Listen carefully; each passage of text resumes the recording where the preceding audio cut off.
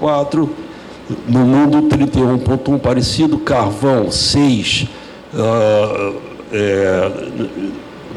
na média do mundo 29, muito maior, né?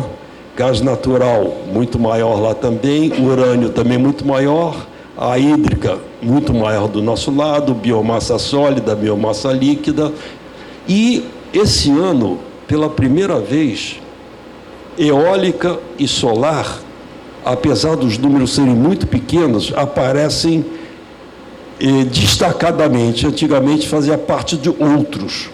É porque eles estão tomando já uma posição na matriz energética, tanto a brasileira quanto a mundial, embora os números aqui ainda sejam pequenos. Ou seja, está mostrando a tendência da aceitação e da importância dessas fontes.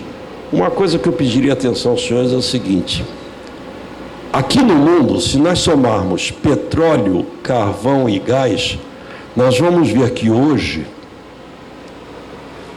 o mundo é movido, a parte de energia é movida mais que 80% de petróleo, carvão e gás, ou seja, fósseis, não renováveis e poluentes.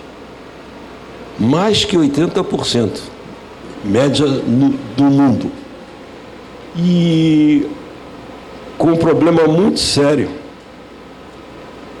Se nós pegarmos, por exemplo, petróleo, e dividirmos a reserva mundial de petróleo pela uma produção média mundial, R/P, nós vamos verificar, vamos encontrar um número em torno de 52, ou seja, por uma equação simples, o mundo teria 52 anos de petróleo, fazendo contas.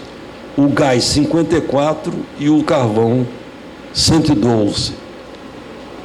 Isso aqui é uma coisa muito séria, porque para a vida de uma pessoa, 50 anos, 100 anos é coisa dessa. Mas para a história da humanidade, ou mesmo para a consideração de fonte geradora de energia, 50 anos é pouco. Para desenvolvimento de tecnologia, para encontrar novas fontes, etc., é pouco. E nós todos aqui dessa sala sabemos o que aconteceu, que o preço do petróleo chegou a $120 o barril ou mais, em função dessa questão de oferta e demanda. E que houve uma queda basicamente em função do xisto e do shale gas, gás de xisto ou gás de folhelho, como os geólogos preferem, que deu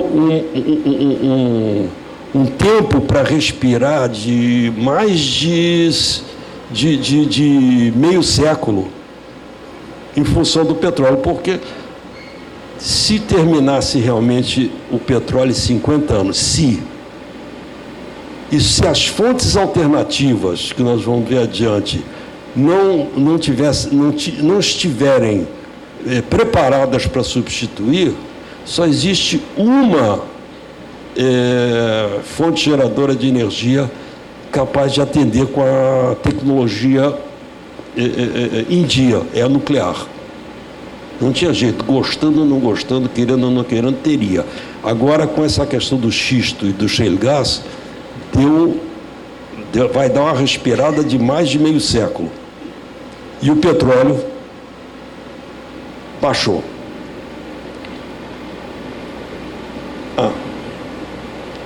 Uma coisa que eu esqueci de falar.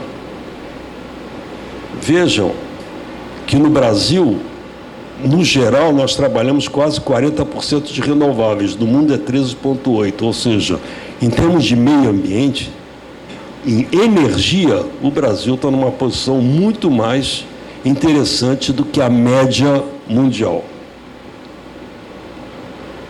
Agora, a mesma coisa a matriz só para energia elétrica.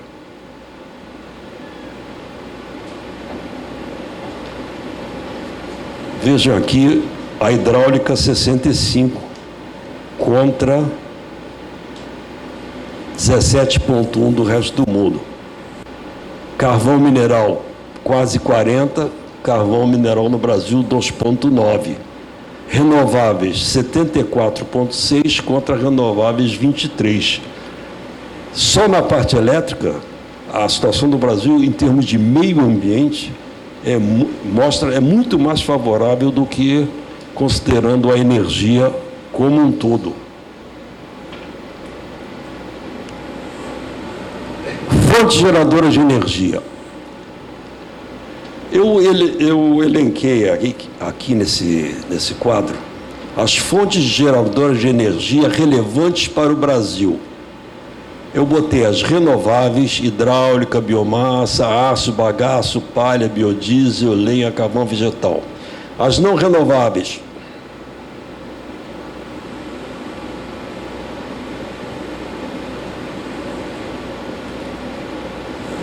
Petróleo, gás, carvão mineral, xisto betuminoso, areias betuminosas.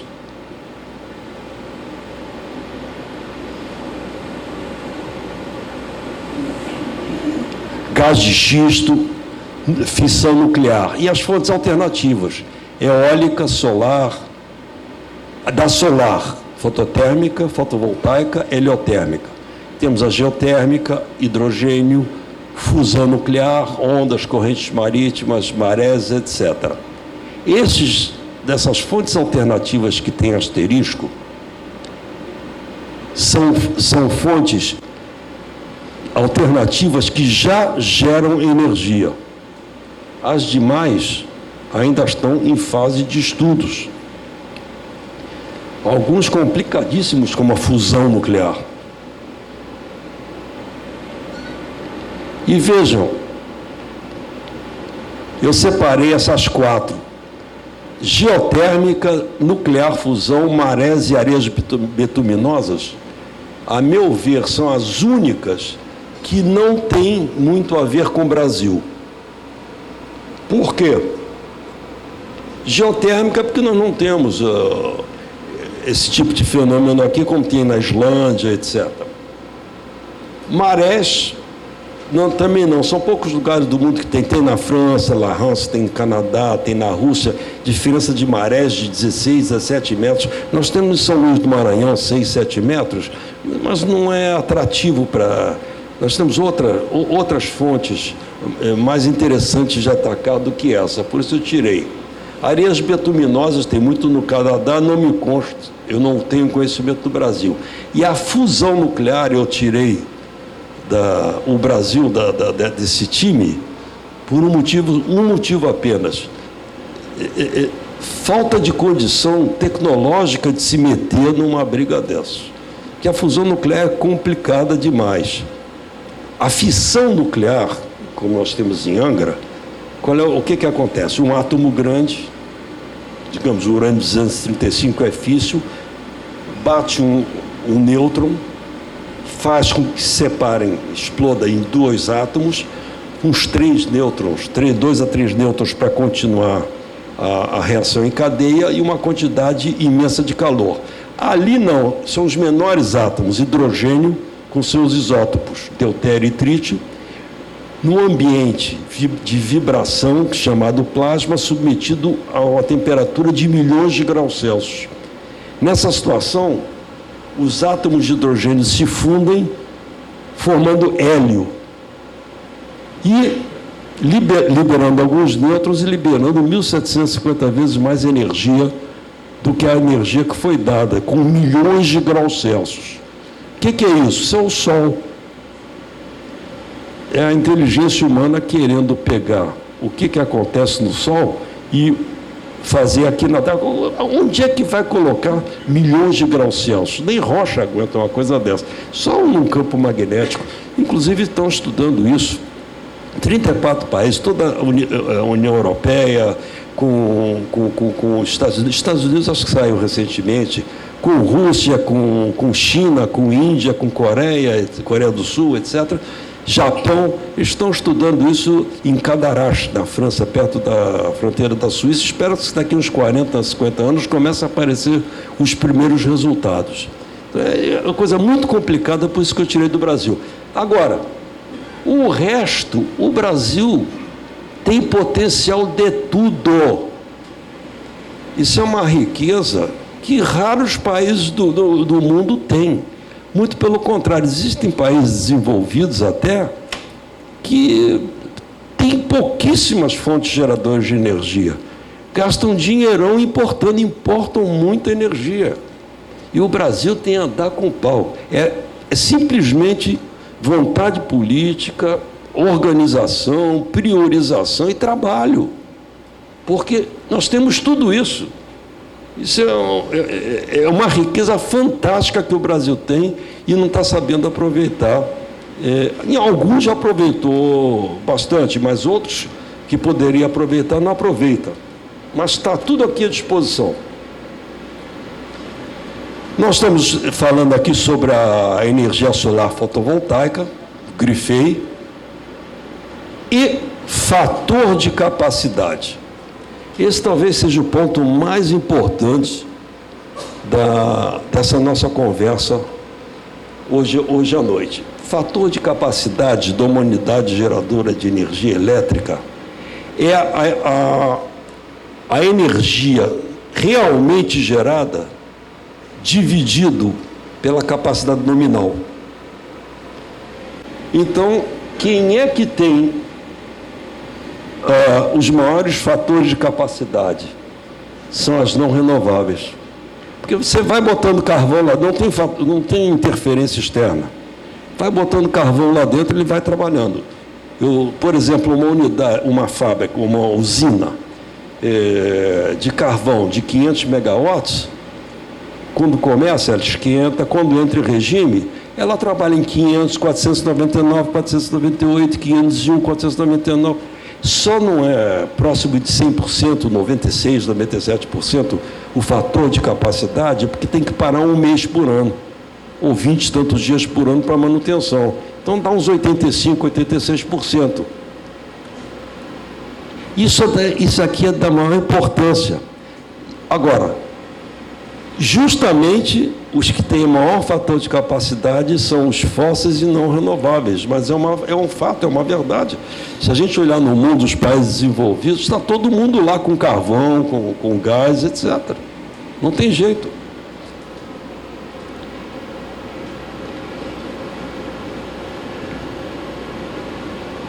As hidráulicas na faixa de 50 e tantos por cento, porque tem o fator São Pedro, né? Tem o período em anos normais, de queda, diminuição do índice pluviométrico. Então, há necessidade de ligar termoelétricas. Nós temos no Brasil uma quantidade grande de termoelétricas cuja função é ficar parada e só ser ligada quando o nível dos reservatórios da hidrelétrica chega num determinado ponto. É igual ao plano de saúde. A gente paga e reza para não usar. Agora, é um investimento grande ali parado. Quando eu digo que